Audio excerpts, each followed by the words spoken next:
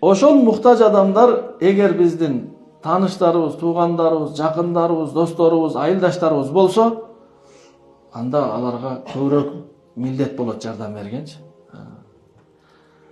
Эң жакынга эң көп милдет болот. Мисалы, бир тууганыңыз өтө кыйналып жатат, муктаж.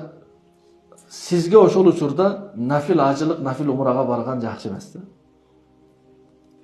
Сиздин нафил умраңыз, мына бир тууганыңыздын турат. Ошол кишиге жардам берсеңиз, ошол умрадан абзел болот. Нафил умрадан. Мурда баргансыз 5 жолу.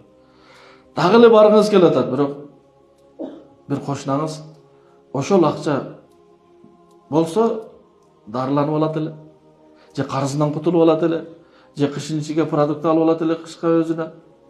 Ошол сиздин умраңыз ошол да. Барып келген адамдыкы.